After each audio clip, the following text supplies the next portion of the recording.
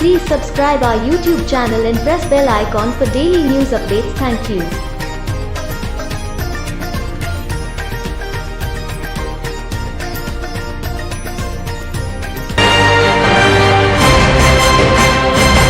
নমস্কার, বিটিএর আমার করিমগঞ্জ আপনাদের সবাইকে স্বাগত জানায়। আমি রাজশ্রী। প্রথমেই দেখে নিচ্ছি সংবাদ শিরোনাম। দুস্থদের সহায়তায় Bengali forward club.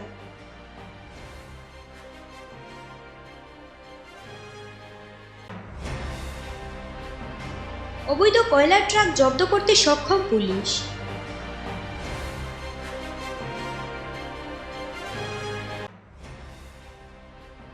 Industrial complex থেকে জুয়ারি গ্রেফতার।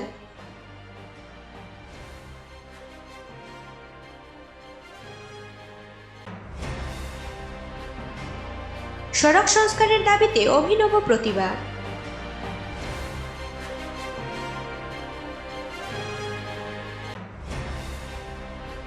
লামডিং মহাবিদ্যালয়ে দিগন্ত বিশ্ব শর্মা।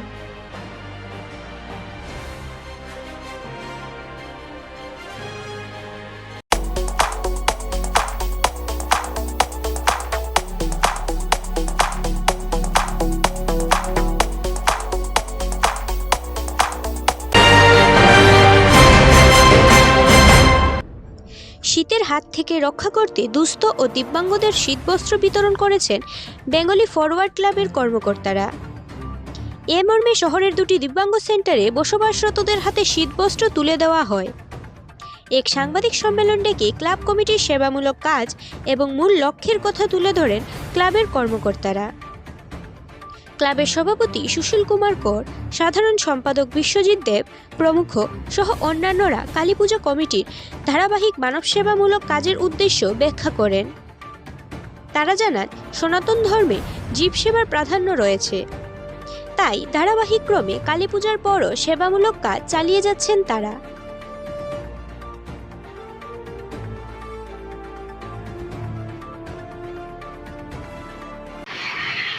নমস্কার, আমরা এবারের কালী পূজায় প্রথম দিন আমাদের পুজো হয়েছে, সাথে সাথে আমরা এই এলাকার এবং অন্য সবাইকে আমরা খিচুড়ি প্রসাদ বিতরণ করেছি। তারপর দিন আমরা কৃষি শান্তির জন্য আমরা 108টি প্রদীপ জ্বালিয়েছি এবং সেদিনও আমরা খিচুড়ি প্রসাদ বিতরণ করেছি। তারপর আমরা মেহেরপুরে অবস্থিত এনআইটির সামনে অবস্থিত জীবনদ্বীপ বৃদ্ধাশ্রমীতে ওখানে আমরা কিছু ব্ল্যাঙ্কেট এবং ফলমূল বিতরণ করেছি, বিস্কুট দুধ হচ্ছে সাথে। আজকে আমরা আবার গেছিলাম দুটো ফিজিক্যাল থেরাপি সেন্টার, একটা হচ্ছে আর্লি ইন্টারভেনশন দিবাঙ্গন বিকাশ কেন্দ্র, হেভিভ্যালি লেন, গাঙ্গিখাড়ি। ওখানে গিয়ে আমরা ওখানেও কিছু ব্ল্যাঙ্কেট এবং ফলমূল, বিস্কিট, দুধ এগুলো বিতরণ করেছি। এবং তারপর আরেকটা সেন্টারে যাই, চেনপুরি রোড, ধন্বন্তরী দিব্যাঙ্গ সেন্টার। ওখানে গিয়েও আমরা এই ব্ল্যাঙ্কেট এবং ফলমূল বিতরণ করেছি এবং ওখানে যা দেখেছি যে সেটা ওখানে সব সেবাগুলো কাজ হচ্ছে। এবং আমাদের সেক্রেটারিও ওদেরকে আশ্বাস দিয়েছে যে ওদের যা মানে দুদিন ওরা যে সেবা করে তার জন্য যে আর্থিক যেটা খরচ হয় সেটা আমাদের এই বেঙ্গলি ফরওয়ার্ড ক্লাব সেটা বহন করবে। ধন্যবাদ। রাতের অন্ধকারে অবৈধ কয়লা ভর্তি ট্রাক পাচারের পথে পাকড়াও করতে সক্ষম হল তারাপুর পুলিশ। কয়লা বোঝাই লরিটি আসার পথে কাঠিগড়া কালাইন সহ বেশ কটি পুলিশ ফাঁড়ি ও থানার নাকের ডগা দিয়ে পার হয়ে অবশেষে এসে শহরের ইএনটি কলোনিতে ধরা পড়ার পর পাচার বাণিজ্যের সক্রিয়তা আরও একবার স্পষ্ট এবং পুলিশ প্রশাসনের অবৈধ পাচার বাণিজ্য বিরোধী অভিযান কতটুকু সক্রিয় এ নিয়ে নানা প্রশ্ন উঠেছে সচেতন মহলে। শস্যের মধ্যেই যে ভূত রয়েছে তার বলার অপেক্ষা রাখে না। বর্তমানে তারাপুর পুলিশের হেফাজতে কয়লা ভর্তি লরি ও চালক আটক রয়েছেন।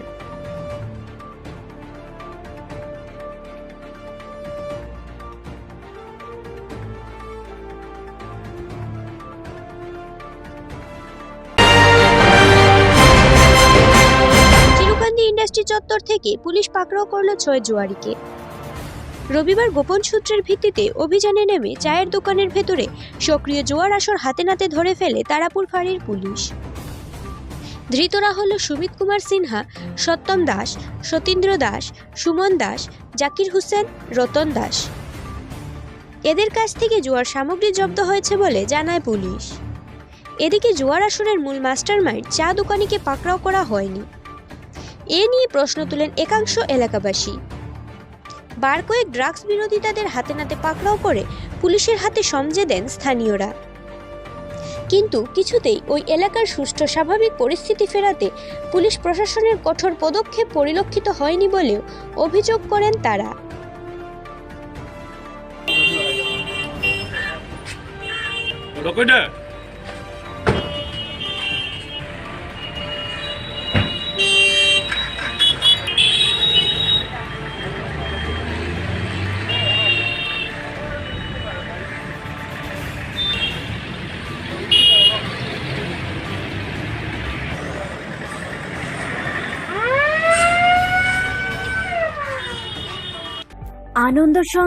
আনন্দ সংবাদ।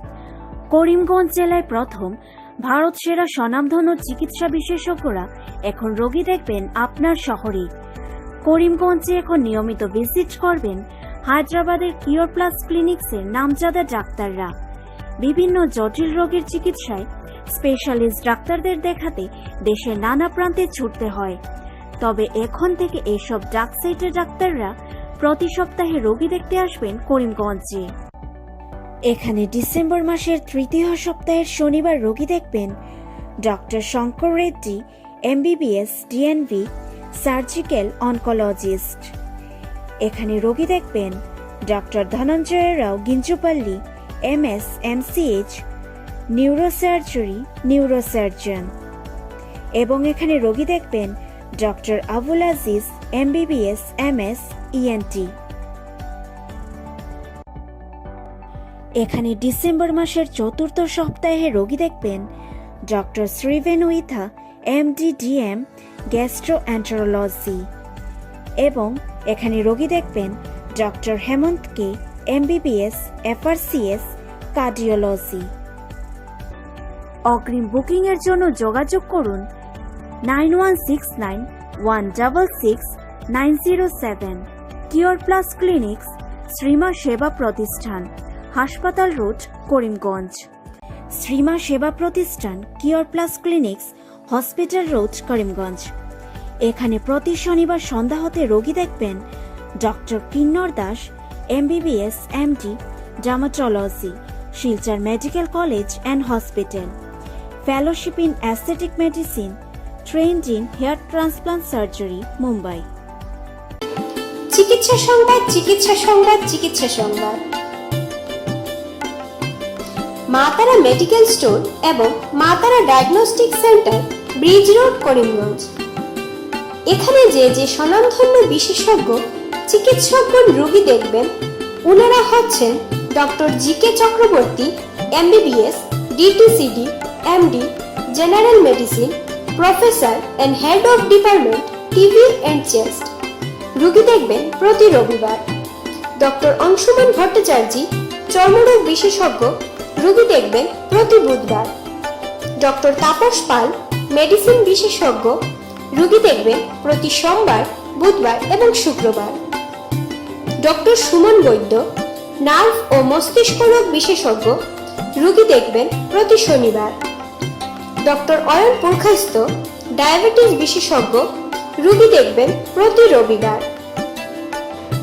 ডক্টর শ্রী হঞ্জ সিম্পাহি, MBBS, MS, general surgeon, Silchar medical college, রোগী দেখবেন প্রতি বুধবার। Doctor Dipankar Das, cardiologist, MBBS, gold medalist, MD, DM, GB Pant হাসপাতাল, নতুন দিল্লি।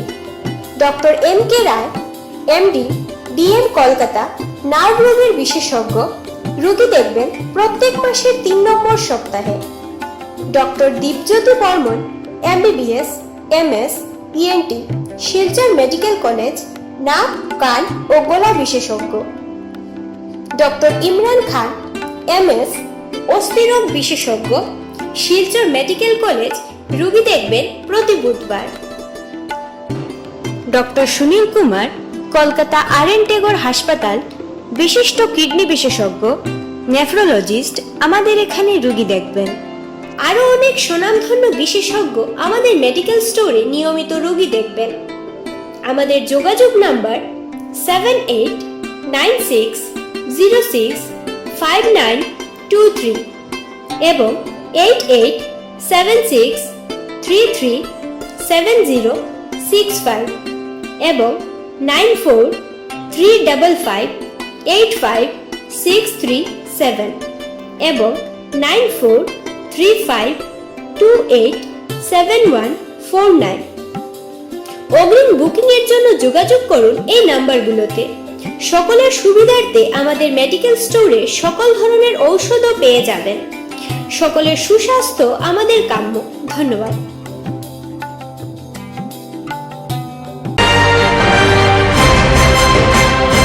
শহরের সংলগ্ন তাও বেহাল সড়কের দরুন যোগাযোগ বিচ্ছিন্ন থাকার প্রতিবাদে অভিনব কার্যসূচি আয়োজিত করল Ma Kali lane, Anandanagar Gobindapur development committee. এ মর্মে রবিবার সন্ধে এক বিশেষ নাগরিক সভার আয়োজন করা হয়। প্রতিবাদী সভার প্রথম পর্বে সঙ্গীতানুষ্ঠানের মাধ্যমে এলাকাবাসীর দুর্ভোগের কথা তুলে ধরা হয়।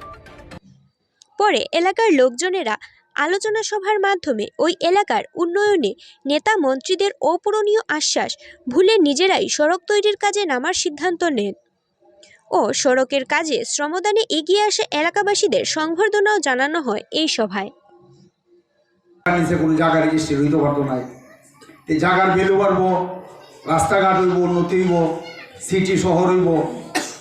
কেউ আমরা যতই চেষ্টা করি এখন না দিলাম পারি, 5 বছর পরে হইল জায়গা আমাদের যদি সামান্য জায়গা থাকে, রাস্তার জায়গা এটা ছাড়তে হইব।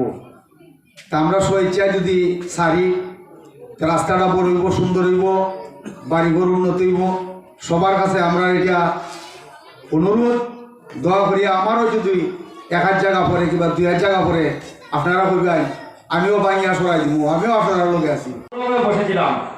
বলেছিলাম যে আমরা এই এলাকাতে আমরা বলছিলাম চিঠি দিয়ে আমরা নির্বাচন করবো, দেখবো যে কতটা পরিবার আছে।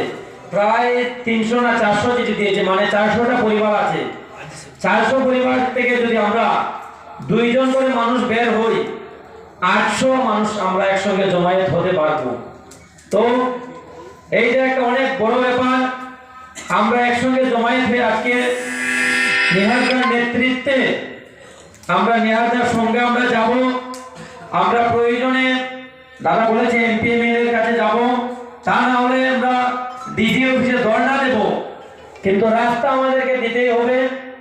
আর সবচেয়ে বড় ব্যাপার হলো রাস্তা দেওয়ার জন্য আমাদের সবাইকে আজকে দেওয়া, আমরা সবাই এতজন মানুষ আমরা জমায়েত হয়েছি, আমরা যেদিন কমিটি থেকে ডাকবো আমরা যেন এক ডাকে আমরা সবাই যেতে পারি। আর তার চেয়ে বড় বিষয় হলো রাস্তার ব্যাপারে আলোচনা। যারা এই ব্যাপারটাকে নিয়ে যারা আজকে সভা আহ্বান করেছে, আমি প্রথমে তাদেরকে ধন্যবাদ জানাই, কারণ এটা প্রয়োজন ছিল। দেখুন, রাস্তা ছাড়া কোনো সমাজ এগিয়ে যেতে পারে না, কারণ রাস্তা হলো একটা এলাকার উন্নয়নের চাবিকাঠি। রাস্তা না থাকলে উন্নয়ন সম্ভব না। আর আমরা মনের অজান্তেই যদি আমরা যদি ক্ষতি করি, কেউ কেউ যদি ঘর যদি আমরা রাস্তার পাশে বানিয়ে ফেলি, একবার যদি খুঁটি যদি পড়ে যায় সিমেন্টের খুঁটি, তাহলে এটাকে সরানো কষ্টকর। যে ঘর বানাবে তার পক্ষে যেরকম কষ্টকর, পাশে যারা আমরা আছি তাদের পক্ষেও কিন্তু কষ্টকর। যে ঘর বানিয়েছে আমরা সরিয়ে দেব, ঘর বানিয়েছে আমি আবার সরিয়ে ফেলবো। কাজে ঘর বানানোর আগে আমাদের চিন্তা করতে হবে। আর এই রাস্তাটা আপনারা এখানে আমি দেখেছি, আমি যখন এখানে ঘর বানাইনি তখন আমি দেখেছি এই রাস্তার উন্নয়নের জন্য আপনারা কাজ করেছেন। এখানে বলা হয়েছে যে নিজেদের পয়সা খরচ করে নিজেরা মেহনত করে সংস্কার করেছেন, এটা সত্যি কথা। আমরা যখন আমি এখানে বাড়ি বানাইনি তখনও আমি লক্ষ্য করেছি, আর বাড়ি বানানোর পরেও আমি লক্ষ্য করেছি। আমি ভারতীয় জনতা পার্টির সঙ্গে আছি, আপনারা জানেন বিজেপি পার্টির সঙ্গে আছি। বিজেপি পার্টি এখন ক্ষমতায় আছে, শিলচরের এমএলএ বিজেপি, এমপি বিজেপি, কাজে এই দলের সাথে যখন আছি আমারও একটা দায়িত্ববোধ আছে। সত্যি কথা, আমারও দায়িত্বের মধ্যে পড়ে। আমি আসার পরে আমার বাড়ির রাস্তা কিন্তু ভালো ছিল না, এখন মোটামুটি আমি মাটি ফালিয়েছি একটা স্যাংশন নিয়ে, আমি এই স্যাংশনটা করিয়েছি। রাজেশকে বলেছি, ভাই দেখো আমি এখানে থাকি, মানুষ বলবে যে বিজেপি করে কিন্তু রাস্তা নেই, অন্তত আমাকে কিছুটা জায়গা হলো তুমি স্যাংশন দাও। রাজেশ দুইবারে দুটা স্যাংশন দিয়েছে। এই যে আপনার ব্লক পড়েছে, সিমেন্টের ব্লক, রাজেশ দুইটা স্যাংশন দিয়েছে। লামডিং মহাবিদ্যালয়ে উপস্থিত হলেন মাননীয় মুখ্যমন্ত্রীর ভাই দিগন্ত বিশ্ব শর্মা। পরিদর্শন শেষে তিনি শিক্ষার প্রকৃত লক্ষ্য, স্বামীজি, ঋষি অরবিন্দ এবং ইউনেক্সো নিয়ে বক্তব্য তুলে ধরেন। তিনি সেখানে উপস্থিত ছাত্রদের বলেন, আদানি এবং আম্বানির কাছে চাকরির জন্য ভিক্ষা না খুঁজে নিজে আদানি এবং আম্বানি হতে চেষ্টা করতে। Has true knowledge. If one has true knowledge, a job is always available. We do not have job because we do not possess real knowledge. আমার হাতত কেবল নম্বৰ থাকে। মহাযোগীয়ে কৈছে, if one has true knowledge, a job is always available. It is not for our family.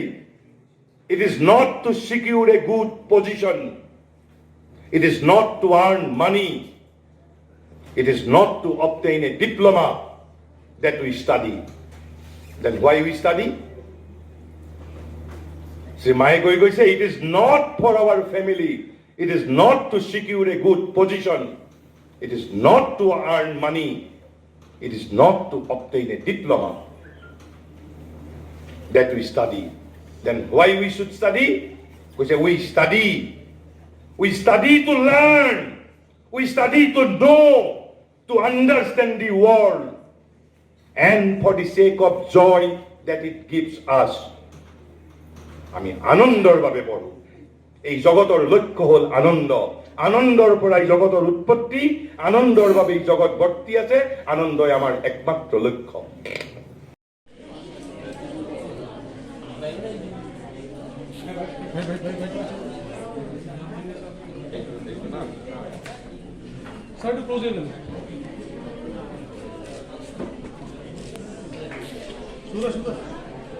কৈছে nobody can teach.